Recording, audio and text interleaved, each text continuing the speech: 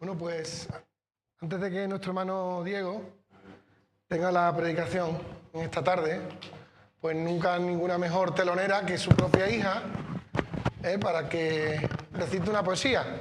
Esther Vela, una poesía que es ella la autora y que por esta misma poesía pues ganó un premio en Nueva York, no, bueno, en Ajaraque. Y bueno, nunca se sabe, ¿no? Pero seguro que es maravillosa la poesía y nunca más contada y recitada por ella. Así que, Esther, y después...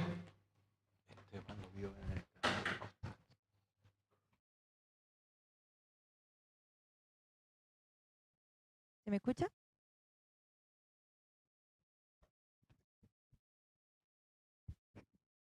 ¿Ahora?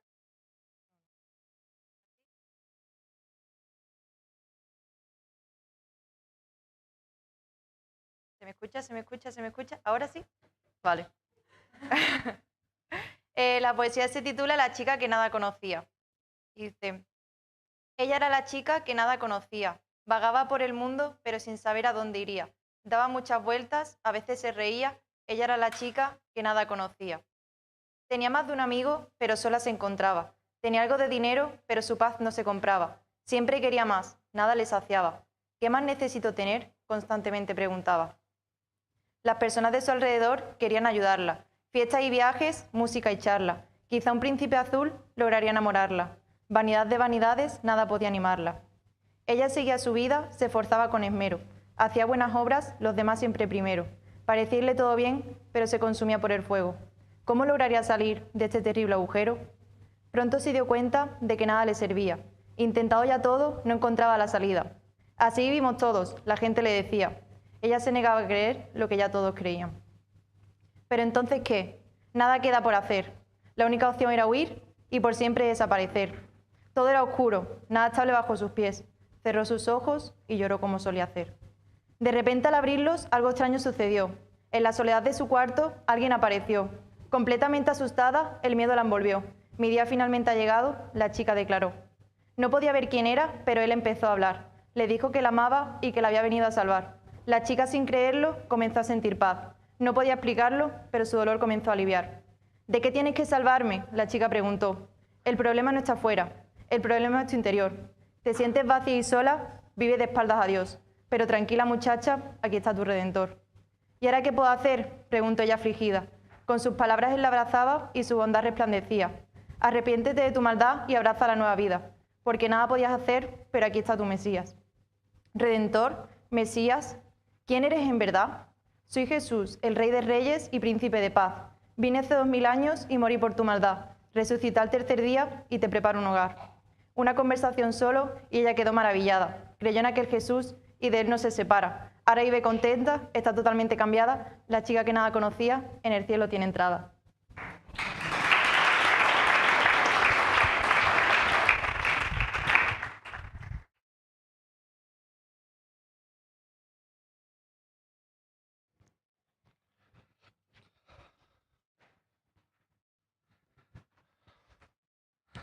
Aleluya. Aleluya. Muy bien. La poesía llama al Evangelio, pues una persona, por muchas cosas que tenga, si no tiene el conocimiento y la experiencia de tener a Jesús en su corazón, está vacía, está triste. Por muchas cosas que tenga, la amargura puede inundar su alma. Pero esta persona tuvo un encuentro con el Señor y lo aprovechó. Jesús vino a buscar y salvar lo que se había perdido y algunos aprovecharon ese encuentro que tuvieron con Él. Otros muchos tuvieron un encuentro con el Señor y lo desperdiciaron e incluso lo rechazaron. El Evangelio es la buena noticia que el Señor viene a dar a toda criatura que en Él crea para que tenga salvación y relación con Dios. Hoy es un día muy bonito para nuestra iglesia, como también comenzamos esta semana. Pues normalmente durante el periodo académico hay 3 grandes eventos. El de Navidad, haciendo memoria del nacimiento de nuestro Señor Jesucristo, la Semana de Gloria con su muerte y resurrección, y ahora justo con Pentecostés, la venida del Espíritu Santo, que encontramos en Hechos de los Apóstoles capítulo 2. En el capítulo 1 se hace memoria a la ascensión de Jesús, cosa que yo no sabía que había algún país que lo celebraba, pero desde que Jorge fue a Holanda, en Holanda celebran la ascensión de Jesús, que se celebró hace 2 jueves, justo 40 días después del Señor Jesús resucitar, que fue los días que estuvo nuestro Señor Jesucristo en la tierra, precisamente dando testimonio de su resurrección para que muchos creyeran en él. Y ese día 40, cuando el Señor Jesús fue a subir, les encargó a sus discípulos una misión. Igual que el Padre me envió a mí, yo os envío a vosotros. Igual que el Padre envió al Hijo apostolus, enviado, el Hijo ahora nos envía a nosotros, para que todo el que reciba esta buena noticia y creyere en Jesús sea bautizado en el nombre del Padre y del Hijo y del Espíritu Santo. Por eso el Señor Jesús le dice: tenéis que ir a todo el mundo y predicar el Evangelio a toda criatura, empezando por Judea, Samaria, hasta lo último de la tierra. Dice, pero no os vayáis todavía. No os vayáis todavía. Estaban en los montes de Jerusalén, sino quedaros juntos esperando. Y estuvieron esperando 40 días, 41, 42, 43, 50. Justo lo que vamos a conmemorar mañana. Hoy es 49. Hace 7 semanas que resucitó, que se celebra, que se conmemora la resurrección de nuestro Señor Jesucristo. 49 días más 1, mañana es Pentecostés. Por eso dice ese glorioso día en el capítulo 2 de Hechos de los Apóstoles. Cuando llegó el día de Pentecostés, estaban todos unánimes juntos. Subrayo la palabra juntos. Y de repente vino del cielo un estruendo, como de un viento recio que soplaba, el cual llenó toda la casa donde estaban sentados, y se les aparecieron lenguas repartidas como de fuego, asentándose sobre cada uno de ellos. Y fueron todos llenos del Espíritu Santo. Y comenzaron a hablar en otras lenguas, según el Espíritu les daba que hablasen. Moraban entonces en Jerusalén judíos, varones piadosos de todas las naciones bajo el cielo. Y hecho este estruendo, se juntó la multitud y estaban confusos, porque cada uno les oía hablar en su propia lengua, y estaban todos atónitos y maravillados. Hasta aquí la primera lectura que en la gracia del Señor compartimos. ¿Cómo llegó el día de Pentecostés? El día en el que Israel presentaba la cosecha. Hace 50 días había presentado las primicias, ahora sus primeros granos que había recogido, presentaba al Señor voluntariamente lo mejor de lo que habían recogido. Las primicias para el Señor, lo mejor para el Señor. Y ese glorioso día vino el Espíritu Santo sobre la iglesia. Vino la bendita persona divina del Espíritu Santo sobre los corazones de los discípulos. Y aquellos que estaban apocapados, aquellos que estaban acobardados, intimidados, aquellos que habían negado al Señor fueron llenos de poder. Por eso dijo Jesús, no os vayáis todavía hasta que seáis investidos con poder de lo alto. Y antes eran tibios y ahora salieron a las plazas a predicar el Evangelio en el nombre del Señor. Y le dijeron, Pedro, o te callas o te metemos en la cárcel. ¿Y qué hizo Pedro? Seguir testificando del Señor. Y aún lo metieron en la cárcel y aún le azotaron. Y lo tuvo por sumo gozo, sufrir por el nombre de su amado Salvador. No tuvo temor. Y a Santiago lo ejecutaron. Y Pedro estuvo a una noche también de ser ejecutado. Porque estaban llenos del Espíritu Santo. Gloria al Señor. El Espíritu Santo no es una doctrina. No se puede predicar como una teoría. Hacer libros doctrinales y llamarle neumatología. Bueno, se puede hacer y se comprende mejor. Pero una experiencia, sentir el Espíritu de Dios en nuestra alma, no es algo que se pueda estudiar con la mente. Es necesaria la palabra, por supuesto, pero se tiene que sentir en el fervor del Espíritu. Ese Espíritu que se movía sobre la faz de la tierra y lo vivifica todo. lo vivifica todo. Y aquí es donde encontramos la preciosa relación con el rocío. Me llamaba la atención qué tiene que ver el Espíritu Santo con el rocío. Salmo 133. Salmo 133. Aleluya.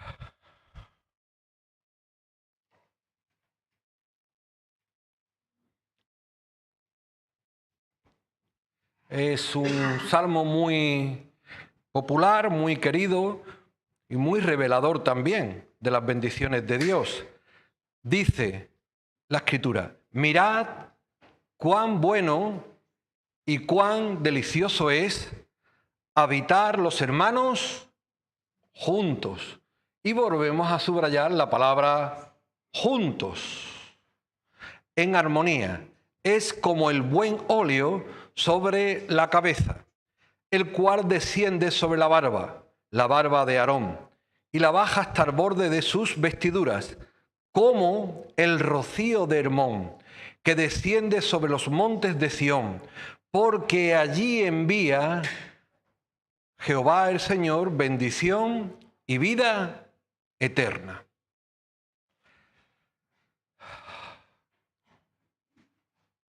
Los sacerdotes, los ministros de culto, el templo, las cosas sagradas, eran dedicadas al Señor con aceite. Un aceite purísimo de las mejores aceitunas machacadas.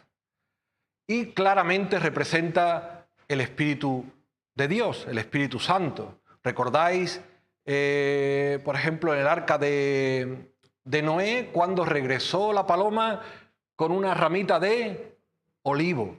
Es la primera planta que trajo. ¿Recordáis cuando Jacob durmió en Betel sobre aquella piedra, que tuvo aquella preciosa revelación? Ungió con aceite aquella piedra donde había dormido. Los sacerdotes eran investidos con aceite y el aceite se echaba sobre la cabeza, y el aceite lógicamente va descendiendo, como dice aquí la Escritura, como el buen óleo es aceite, sobre todas las vestiduras de Aarón, y llega hasta los pies, le cubre completamente. Y el sacerdote era investido de poder para dedicarse a las cosas de Dios. Dice, como el rocío sobre los montes de Hermón. A veces hemos explicado que el rocío son las bendiciones inesperadas de Dios. Ahora en mayo y en junio, para los agricultores, es fundamental que llueva. Las últimas cosechas de cereales están pronto a recoger, de hecho se están recogiendo. Como hemos dicho que en Pentecostés se presentaban las cosechas. Y si no llovía durante el mes de mayo y de junio, los granitos de trigo y de cereales se quedan pírricos, se quedan más delgaditos. Entonces era buena la lluvia tardía. Pero también los frutales estaban recién floreciendo, y después de la flor viene el pequeño fruto, que si no llega agua, el frutito se queda canijo. Le viene bien el agua. Entonces le viene bien las bendiciones esperadas de Dios. Si un agricultor ve nubes, se alegra porque con la nube puede llegar el agua. Nosotros sabemos que hoy no hay previsión de lluvia. La bendición esperada no se espera porque no hay nubes. ¿Qué ocurre con el rocío? Que precisamente los meses de mayo y de junio, cuando menos tú lo esperas, porque no es como la nube que está anunciando que va a venir la lluvia, cuando menos tú lo esperas, te levantas y ves tu coche con una capa de rocío. Digo ves tu coche porque nosotros somos urbanitas, nosotros vivimos en ciudades y lo que vemos es el coche. Pero los agricultores, esto que para nosotros es una anécdota, que el coche está húmedo, a los agricultores se le pone los ojos así. ¿Por qué? Porque el rocío ha descendido desde el monte de Hermón y ha cubierto toda la planta, que hace días que no llueve. Y la planta se llena de vapor de agua y la planta se revitaliza. Y la planta se viene arriba. ¿Cómo está una plantita cuando no se riega? Se va quedando. Y de pronto llega el agua y hace la plantilla, ¡ping! Parece que da un bote. La ve a los 10 minutos y ha dado un bote. El fruto se va engordando. Entonces, para el agricultor, esa bendición inesperada Es una gran bendición porque le revitaliza su plantación. No sabe si mañana va a haber rocío. No sabe si va a haber rocío pasado mañana. Pero cuando llega es una bendición para su plantación. No sabemos cuándo vamos a recibir la bendición de los hartos. Pero si la recibimos hoy, es como el rocío que impregna todo nuestro ser para llenarnos de poder, para revitalizarnos aquella misión que el Señor Jesús nos encomendó. Id por todo el mundo, pero no os vayáis todavía hasta que seáis investidos del poder de lo harto, como el rocío de Hermón desciende de los montes de Sión. Porque allí envía el Señor bendición y vida eterna. Bendito sea su santo nombre. Nuestro Señor Jesucristo, que es el tema principal del Espíritu Santo, el tema principal es dar gloria y honra al Salvador, a nuestro Señor Jesucristo. Él mismo, podemos buscarlo en Lucas, fue también lleno del Espíritu Santo al comienzo de su misión.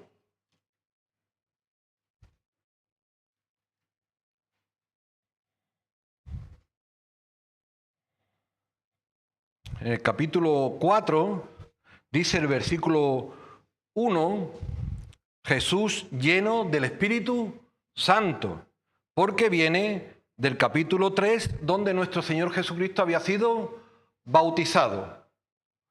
Casualmente por el mismo que Raúl Puga explicaba esta mañana. El que bautizaba con agua, Juan el Bautista, también bautizó al Señor Jesús. Y aún se resistía y se oponía. En todo caso, seré yo el que tenga que ser bautizado por ti. Es necesario que ahora cumplamos con toda justicia, dijo el Señor. Y nuestro Señor Jesucristo también fue bautizado por agua, aunque Él dijo, el propio Juan, que Él mismo bautizaría con Espíritu Santo y fuego a todos los que creyesen en Él. Entonces, cuando nuestro Señor Jesucristo fue bautizado por Juan, al subir de las aguas, dice que las ventanas del cielo se abrieron y el Espíritu Santo descendió en forma corporal como de paloma. Y Jesús fue lleno del Espíritu Santo y así dice la Escritura que el Padre se oyó su voz diciendo: he aquí mi Hijo amado en quien tengo toda mi complacencia. El Espíritu Santo descendió y lo vieron como si fuera una paloma. No es que fuera una paloma. Está usando los ejemplos del cómo, ilustrándolo. Descendió y lo vieron. Las lenguas de fuego, cuando reposaron en Pentecostés, la vieron, descendieron como una paloma. No es que sea una paloma. Por eso lo de Blanca Paloma y por eso lo de Rocío. Está claro que hay muchas personas que transgreden, que confunden, que usan a su antojo este glorioso y precioso asunto, como ocurre en otras cosas de la Escritura.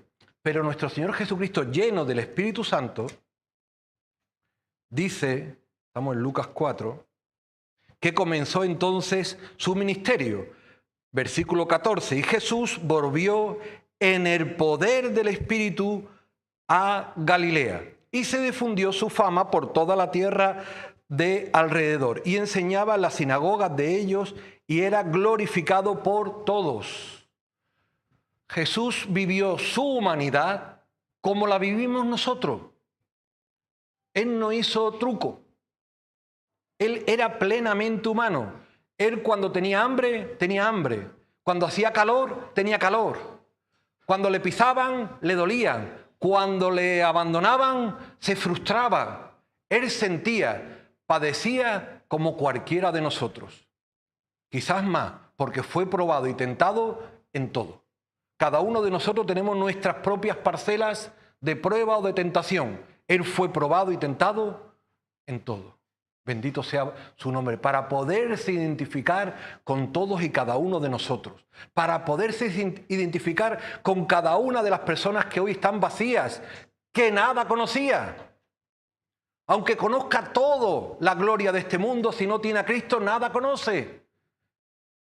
Pero entonces dice Jesús que fue de Galilea. Sabéis que en Galilea estaba la ciudad donde él se había criado, que era la ciudad de Nazaret. Iba a Nazaret en el Espíritu. Digo que él vivía su humanidad en el Espíritu, no vivía su humanidad con trucos, sino con lo mismo que vivimos nosotros, en el Espíritu. Y si tenemos que hacer algo, la tenemos que hacer en el Espíritu, igual que lo hacía el Maestro y Señor. Vino a Nazaret, donde se había criado, y en el día de reposo entró en la sinagoga conforme a su costumbre y se levantó a leer.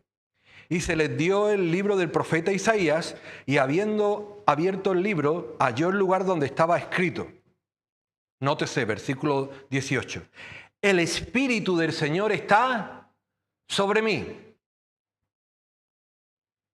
por cuanto me ha ungido. Ungir es la redoma de aceite. En el Antiguo Testamento, ungir es derramar aceite sobre algo que va a ser dedicado. A Jesús literalmente ya no se le derramó aceite, sino que se le derramó el Espíritu Santo literalmente. Para dar buenas nuevas a los pobres.